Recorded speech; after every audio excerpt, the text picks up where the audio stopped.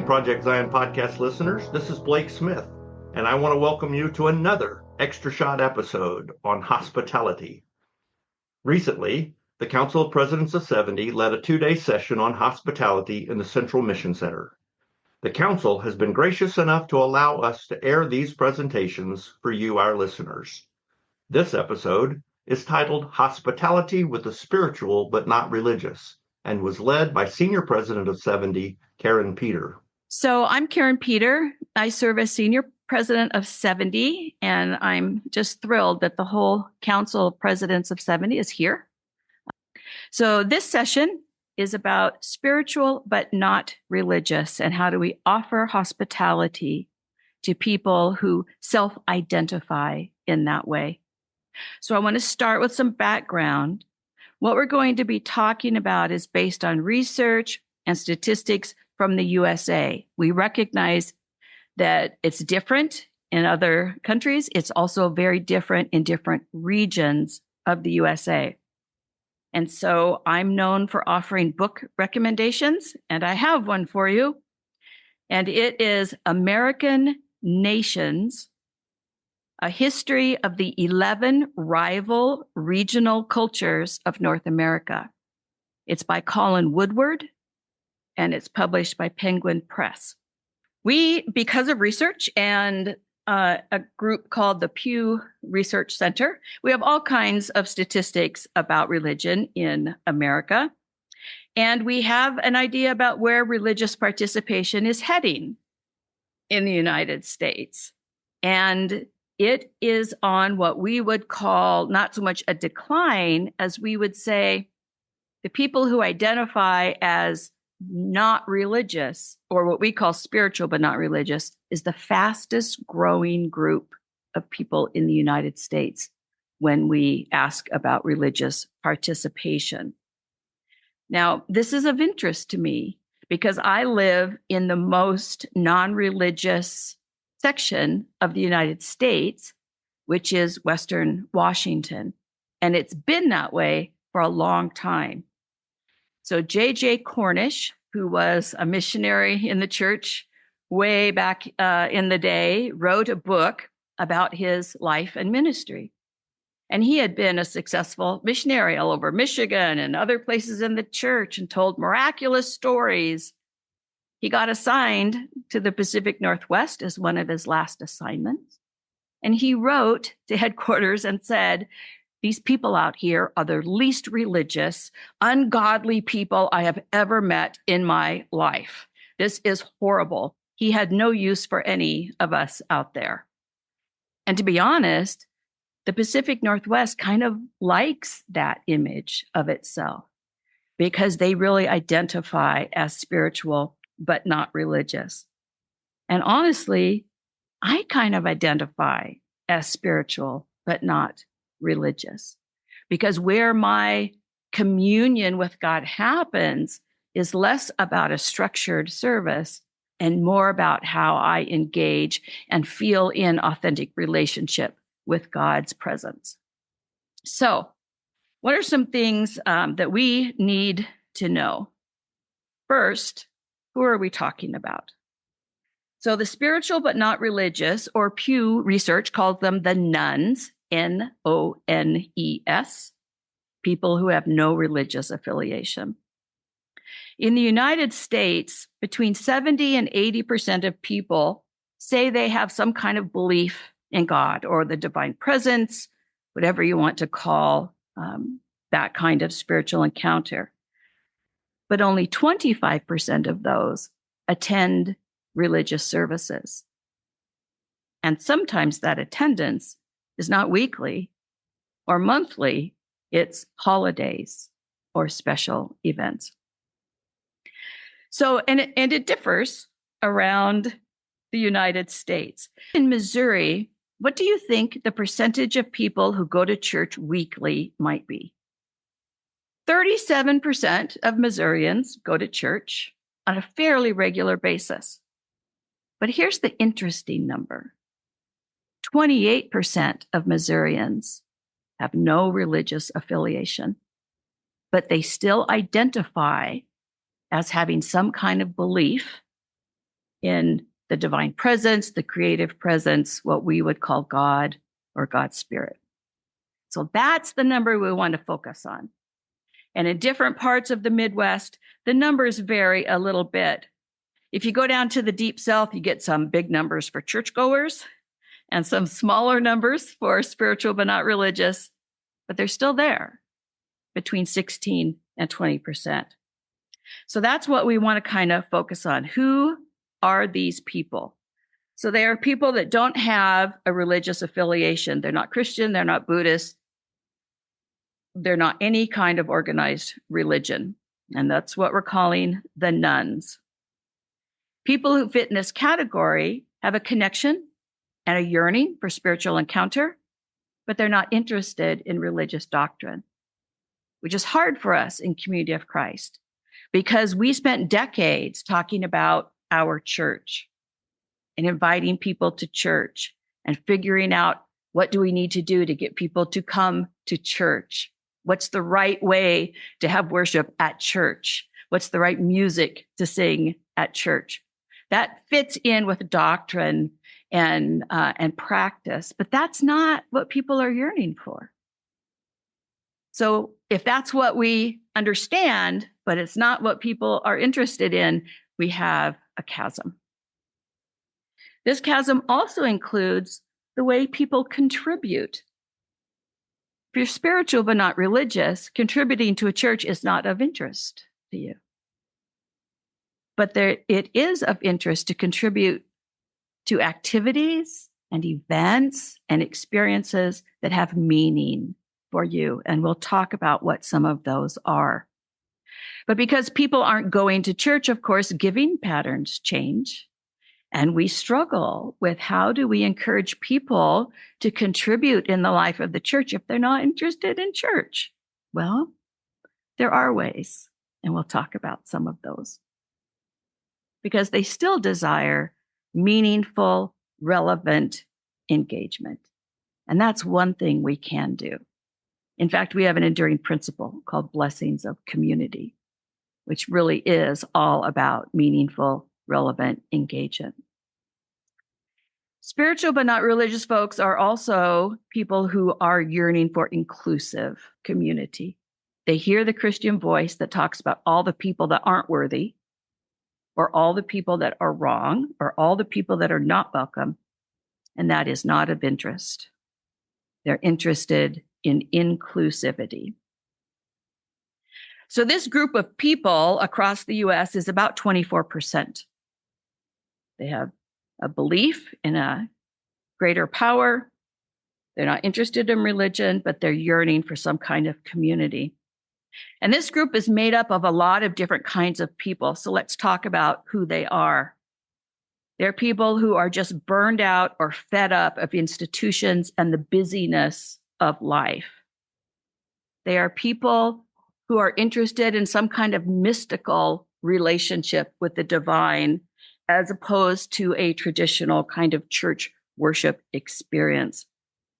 They are advocates and organizers, people committed to social justice and social justice activities and institutions and seminars and groups of people who are actually engaged in issues of social justice. There are people who belong to or are allies with marginalized communities. And they are people, just matter-of-factly, who are young families with children who have no interest in getting up early on a Sunday morning and getting their kids dressed and dragging them to church. And I understand that. That's just not how the world works right now. So those are some of the kind of basic identifying factors of spiritual but not religious, but there's more. So in the spiritual but not religious kind of category, it's also helpful to understand that one of the biggest reasons people say, I believe in God, or I'm spiritual but not religious, is they are hearing a Christian voice in the United States and other places that makes them uncomfortable. They hear a voice that advocates for religious nationalism Christian exclusivism, piety, and they find it hypocritical. So when I say piety, I'm talking about the kinds of behaviors where I am good because I do certain things. And if I do those things, I am good. And if you don't do those things, you are bad. And in Community of Christ, we've actually taken it further than that. We actually believe in piety in a way that we don't ever name. So I'm going to share with you what lurks underneath some of our learnings over the decades. We actually practice, although we never talk about it, we practice salvation by avoidance. And what I mean by that is there are some behaviors that if we had a preaching chart or a chutes and ladders game would send you straight down to the bottom, right? So can you name what they are? Drinking, smoking, having sex with people you're not married to. Married sex is fine for people who might be worried. They're at home. Cussing, and deep south, I love you, gambling. If you do those things, those are bad things. And that makes you a bad person. Conversely, if you don't do those things, that makes you a good person. So we've been taught, without any kind of doctrine, just been taught that if you don't do those things, if you avoid bad things and bad people, then you are good. That's piety. That's a false understanding of what it means to be Christian. And it's not just us, it's part of the American culture. And that message that people hear is what turns people off to religious participation, because we are all flawed, every one of us. So the more we understand that, the more welcoming and inclusive we are, the more chance we have of really reaching people who have a yearning for community. The other thing that's important to know is that spiritual but not religious people don't speak church. Now, we speak church because we go to church, and in Community of Christ, we kind of live church 24/7, and we have a language all our own. We talk about going to church, serving at church, preaching at church, taking food to church, having potluck at church, bringing our kids to church, having youth group at church, having an event for Halloween at church. How do we invite people to church? How do we get people to come to church? Because after all, that's kind of where we are. But spiritual but not religious people don't want to hear about church. They want to encounter the Spirit in a deeply authentic, compassionate way that allows them to engage in authentic, loving community. And they speak a different language. They speak a language of gathering, a language of inclusivity, a language of welcome, a language of doubt, a language of exploration. And they're interested in things that are happening in their world right now. That's important to know, because spiritual but not religious people, we could actually think of them as a different culture than church culture. And whenever we encounter a different culture, we have to learn the language. We don't expect the people of a different culture to learn our language if we want to welcome and engage people. So that is an important factor in understanding spiritual but not religious people. So let's talk about some of the things that are important. Some of the issues in our world that spiritual but not religious people have identified as important to them, things they engage in, things they care about. So racial justice is an issue that comes up again and again when we talk about spiritual but not religious folks who want to engage in systems and organizations that seek to bring about a more equitable racial culture in the United States. And so groups that find a way to do that can invite and welcome people into those activities And that experience together of going on a march for equality or going to a Black Lives Matter, I'm old now, so the word just left me, when everybody gathers and people make speeches. What is that called? Rally. Yes, we'll go with that. Those kinds of things, to get a group together to go and do that together and then talk about it later over coffee, that is having church for spiritual but not religious people. Feminism is an issue that spiritual but not religious people are really interested in, that we still do not have an equal rights amendment in the United States, that we had to suffer through the Me Too movement and be faced with the reality of physical and sexual violence against women, which studies say happens to 1 out of 4 women in our culture. So these issues, they feel the church isn't addressing. And so the church is not of interest. Economic justice. We hear all kinds of ways in which economic justice is driving people deeper and deeper into poverty. And yet we say we're committed to abolishing poverty and ending suffering. And people who are spiritual but not religious hear that, but they want to see that. Gender inclusivity. When I was growing up, this was easy. I knew about gender because there were 2 choices. But there are more choices now. What are some of the gender identities that we learn about now? See if you can name some of the gender identities that you have come across in people you know.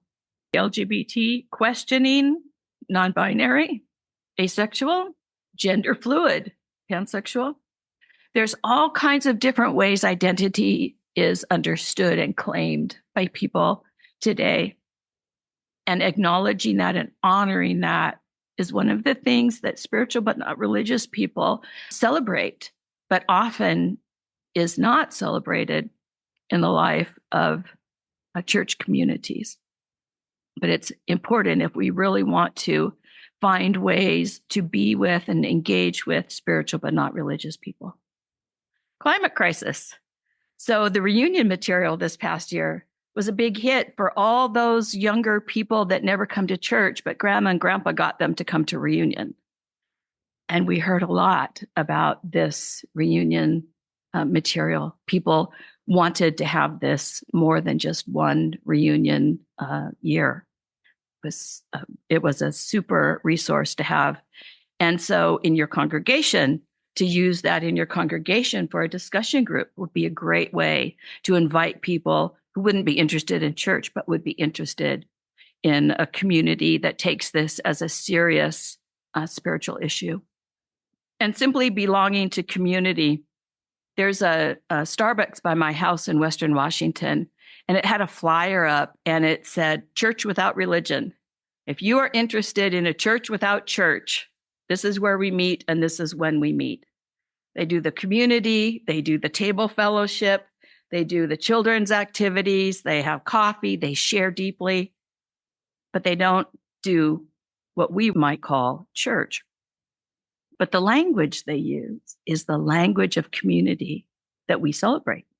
So we have some connection with people who are still yearning for community and people who are yearning for whole life balance and well-being. I did some work on this particular topic, and I learned that about 2 decades ago, the marketing industry did some research about what they called spiritual paraphernalia. And spiritual paraphernalia is things like the desktop labyrinth with the little pencil that you trace it around, or the little statue of Jesus with like the little light up eyes. You see things like this all the time. Spiritual paraphernalia. I have some prayer beads. I have all kinds of spiritual paraphernalia. I have some up in my office. But what was interesting about the research was several decades ago, the marketers understood that spiritual paraphernalia was going to be the next big thing. And it includes things like the whole live, laugh, love, all of that kind of thing, spiritual paraphernalia. They named this decades ago. And then they've watched it grow. And so people were ready for it, for this kind of commercialism and capitalizing on this yearning for spiritual connection, for whole life balance and well-being. And you know what the target audience for spiritual paraphernalia is? Women between the ages of 30 and 50. That is the target audience for spiritual. I can think of my stepdaughters who fit in that age bracket, and I can see their home, and I'm like, yep. And it's because this yearning for whole life balance and well-being, even if they don't go to church. That's how they're identifying their yearning and their desire for wholeness. And so when we encounter that kind of conversation, which comes up on the fringes of our lives all the time, all of my young adult or younger adult family members would consider themselves spiritual, but not religious. Yeah. And those are the people we can reach because we have relationship with them already, right? And they have friends who feel the same way. And finally, spiritual encounters without the dogma. And what I mean by this is, if you're going to have a candlelight vigil as a spiritual experience, let that be the experience. Don't then think you have to explain to people what that spiritual experience translates to in churchy language, right? So I have a spiritual experience. I feel completely connected. We shared. It was a deep conversation. It was a wonderful experience. What would totally kill that would be to say, you know, this is so important to my journey, and that's why I go to church. Would you like to come with me? Right? So we don't want the dogma. We want the experience.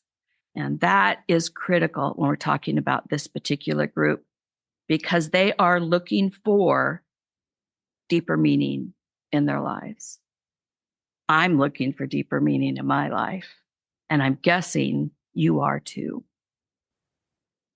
So how do we respond to this? We kind of get an idea who these people are and what's important to them. What can we do? Well, if I actually had the answer, I would write a book and I would give all the money to the church and we would go from there. I don't have that answer, but I have ideas. Some of them are things that I have done in different settings on the West Coast, where spiritual but not religious people are kind of a larger group of folks. But here are two very important things. One, be visible. Be where spiritual but not religious people are. And be there in a way that makes sense to them. So have a pride booth at your city, town, community pride festival. Pay the money, have the booth, walk in the parade. And it doesn't need to be Community of Christ, but it can be Worth of All Persons. It can be All Are Called. It can be all kinds of ways to express our identity in language that spiritual but not religious people can respond to without the fear that they're going to get church talk or the strings attached about coming to church. Because spiritual but not religious people will participate in all kinds of activities, and they will contribute financially at all kinds of activities, but not if we label all those activities or connect them to church. So be visible, be where people are. And second, learn the language. And by that, I mean, learn to use spirit language, because that's the language spiritual but not religious people use. We use religious language, they use spiritual language. What are some church phrases that we use on a regular basis, or religious phrases? Baptism, Trinity, pew, communion, disciples' generous response. We use all kinds of religious or churchy kinds of language, and we can change that into spirit language. For example, if we are talking about God and we use Father God or Heavenly Father or Heavenly Parent or that kind of a language, that's still church language.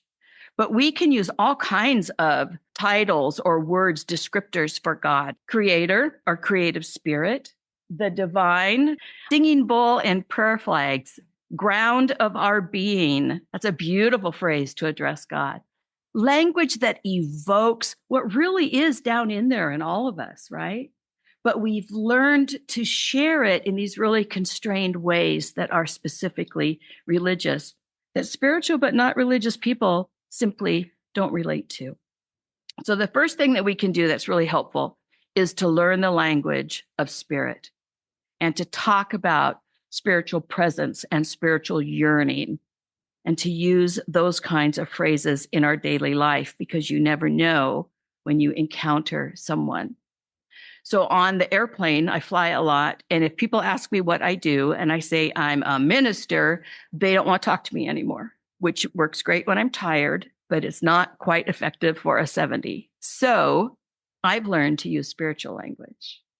I belong to a faith community that believes in blessings of community and believes that the earth is sacred and believes that we all can have a spiritual connection.